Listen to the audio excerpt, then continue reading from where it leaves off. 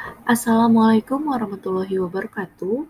Perkenalkan, nama saya Nabila Andriska dengan NIM 120220089 dari kelas RD Program Studi Perencanaan Wilayah dan Kota Institut Teknologi Sumatera. Pada kali ini saya akan mempresentasikan tugas perencanaan wilayah dengan dosen pengampu Bapak Asiri. Topik presentasi pada kali ini adalah pembangunan wilayah berdasarkan paradigma Keynesian. Dengan outline yang pertama, sejarah perkembangan teori Keynesian pada pembangunan wilayah dan para tokoh pendukungnya. Selanjutnya, ada pokok pemikiran teori Keynesian. Yang ketiga, definisi pembangunan wilayah dan kebijakan pembangunan wilayah dengan pendekatan Keynesian.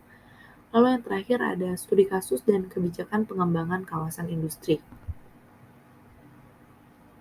Sejarah perkembangan teori Keynesian pada pembangunan wilayah dan para tokoh pendukungnya. Sejarah teori Keynesian. Ekonomi Keynesian atau yang disebut juga dengan Keynesianisme dikembangkan oleh John Maynard Keynes dengan pendekatan khas yaitu pada bagian permintaan ekonomi dan peran pemerintah dalam meningkatkan dan mengelola permintaan. Ekonomi Keynesian juga digunakan sebagai model ekonomi standar di negara-negara maju selama dan sesudah Great Depression atau Depresi Hebat, Perang Dunia Kedua, dan ekspansi ekonomi pasca perang. Meskipun kemudian kehilangan beberapa pengaruh setelah guncangan minyak bumi dan terjadi stagflasi tahun 1970-an. Ideologi politik teori Keynesian. Yang pertama ada intervensi pemerintah, yaitu tindakan yang diambil oleh pemerintah yang berupaya mempengaruhi keputusan yang dibuat. Selanjutnya ada demokrasi sosial, yaitu gagasan bahwa negara perlu memberikan keamanan dan kesetaraan bagi rakyat yang secara aktif menata ulang masyarakat bagi perkembangan wilayah. Yang terakhir ada kohesi dan solidaritas nasional, yaitu meningkatkan kesejahteraan ekonomi wilayah dan juga mengatasi kesenjangan sosial. Selanjutnya ada pokok pemikiran teori Keynesian. Yang pertama ada teori basis ekspor, yaitu wilayah cenderung menghususkan diri dalam produksi dan ekspor komoditas yang menggunakan faktor-faktor yang wilayah tersebut unggul secara relatif melimpah dibandingkan wilayah lain secara intensif. Faktor pendukung ekspor adalah yang pertama ada bahan mentah, yang kedua tenaga kerja, dan yang terakhir ada modal atau teknologi. Semakin tinggi kemampuan wilayah dalam memproduksi barang yang banyak diminta wilayah lain atau mampu memproduksi barang yang bisa diekspor ke wilayah lain, maka semakin tinggi juga pertumbuhan ekonomi di wilayah tersebut. Selanjutnya ada teori sirkuler dan kausal kumulatif. Terdapat dua teori sirkuler dan kausal kumulatif terkait penjelasan kesenjangan wilayah. Yang pertama ada teori Myrdal yang menjelaskan mengenai kesenjangan wilayah dengan memasukkan faktor-faktor ekonomi dan juga non-ekonomi. Selanjutnya ada teori Kaldor yang menjelaskan hanya dari sisi faktor-faktor ekonomi.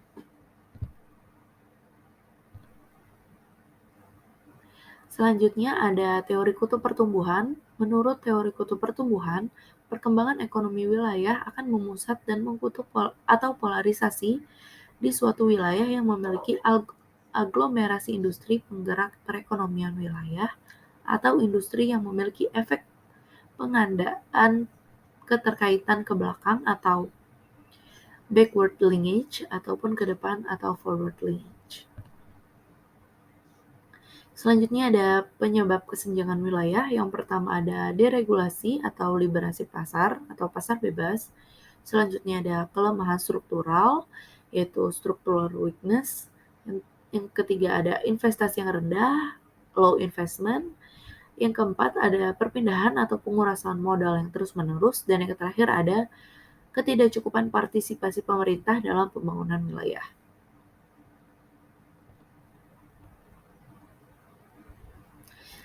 Definisi pembangunan wilayah dan kebijakan pembangunan wilayah dengan pendekatan Keynesian.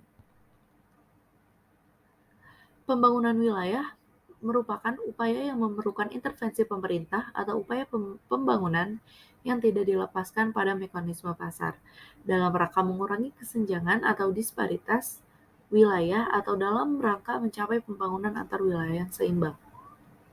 Jika diserahkan pada mekanisme pasar, maka akan terjadi divergensi wilayah, yaitu kecenderungan terjadinya polarisasi pertumbuhan wilayah hanya terjadi pada wilayah tertentu. Selanjutnya, pendekatan untuk memperbaiki wilayah yang tertinggal. Yang pertama, dengan kebijakan proaktif di tingkat wilayah, yaitu sebuah pendekatan proaktif fokus untuk mengatasi masalah sebelum masalah tersebut muncul. Kebijakan proaktif dapat bisa lebih menantang dalam hal kesulitan secara politis untuk mendapatkan persetujuan dari pengambilan keputusan kebijakan, untuk berkomitmen mendukung dengan anggaran dan sumber daya yang ada untuk mengatasi masalah yang belum terjadi. Lalu yang kedua, ada investasi publik pada infrastruktur. Perlunya investasi publik di infrastruktur akan meningkatkan pendapatan ekonomi wilayah. Investasi publik sebagai prinsip di dalam makroekonomi sebagai alat untuk meningkatkan pertumbuhan jangka panjang.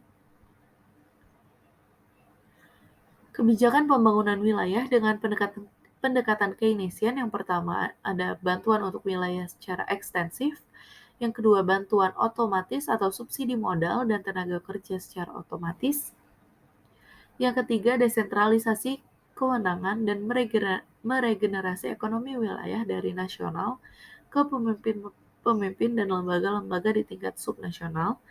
Yang keempat, pengendalian pembangunan industri. Yang kelima, investasi infrastruktur. Yang keenam, perencanaan spasial. Yang ketujuh, nasionalisasi industri. Yang kedelapan, pengelolaan kota dan pembangunan kota baru. Yang kesembilan, stimulasi atau dukungan untuk industri yang berorientasi ekspor. Yang ke-10, inovasi kelembagaan perekonomian. Yang ke-11, pembangunan kawasan-kawasan industri yang bisa menggerakkan efek berganda. Selanjutnya, studi kasus dan kebijakan pengembangan kawasan industri. Studi kasus yang saya ambil pada kali ini ada pada kawasan ekonomi khusus Tanjung Api-Api. Tanjung Api-Api terletak di Kabupaten Banyuasin, Provinsi Sumatera Selatan, yang berada di wilayah sekitar wilayah penghasil karet dan kelapa sawit utama di nasional. Lokasi kawasan ekonomi khusus Tanjung Api-Api berada di lintasan utama Sumatera bagian selatan ke Alki 1. Berdasarkan Rencana Tata Ruang Wilayah Kabupaten Banyuasin tahun 2012 sampai 2032, lokasi kawasan ekonomi khusus Tanjung Api-Api termasuk ke dalam kawasan strategis kabupaten sebagai kawasan ekonomi khusus Tanjung Api-Api atau Tanjung Cara. Sesuai dengan RIPIN tahun 2015 sampai 2035, lokasi kawasan ekonomi khusus Tanjung Api-Api termasuk ke dalam WPPI Muara Enim Banyuasin. Dalam WPPI ini terdapat beberapa kawasan industri, yaitu K1 Muara Enim, K1 Palembang, dan K1 Tanjung Api-Api. Selanjutnya ada perkembangan pembangunan infrastruktur dalam kawasan. Dalam rencana pengembangan kawasan ekonomi khusus Tanjung Api-Api untuk tahap 1, dalam kurun waktu 1-2 tahun dengan luas 217 hektar, akan dibangun fasilitas penunjang seperti gerbang, jalan akses sementara, kantor administrator, fasilitas keamanan, fasilitas persampahan, pemadam kebakaran, power plant, WTP, WWTP, dan pabrik lab. Sedangkan pada tahap 2 dengan kurun waktu 2-10 tahun akan dikembangkan industrial area, public service, pergudangan, pusat perdagangan, jalan, dan juga ruang terbuka hijau. Selanjutnya perkembangan pembangunan infrastruktur di luar kawasan. Infrastruktur pendukung di luar kawasan yang telah dibangun oleh pemerintah pusat, diantaranya yang pertama ada Jalan Nasional Tanjung Api-Api, yang kedua ada Pelabuhan Tanjung Api-Api, dan yang ketiga ada pembangunan Jalan Tol Palembang Tanjung Api-Api. Selanjutnya mengenai regulasi dan juga kelembagaan. Dalam upaya mendukung pembangunan kawasan ekonomi khusus Tanjung Api-Api telah terdapat dukungan peraturan daerah. Di antaranya yang pertama ada Peraturan Bupati Nomor 91 Tahun 2017 tentang pelimpahan wewenang pemberian perizinan, non-perizinan, dan penanaman modal dari Bupati kepada Kepala Administrator Kawasan Ekonomi Khusus Tanjung Api-Api pada 5 Juli tahun 2017. Selanjutnya yang kedua ada Peraturan Gubernur Nomor 35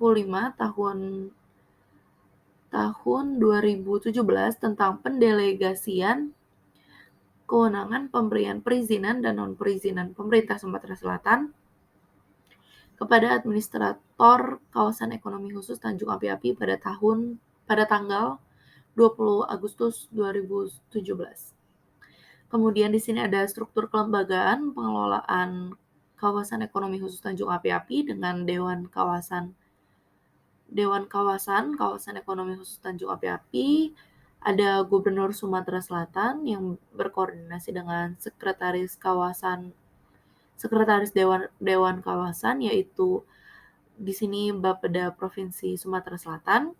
Di bawah Dewan Kawasan terdapat administrator dan juga BUPP, di mana BUPP di sini dipegang oleh PT Sriwijaya Mandiri Sumatera Selatan. Terima kasih atas perhatiannya. Demikian presentasi saya akhiri. Wassalamualaikum warahmatullahi wabarakatuh.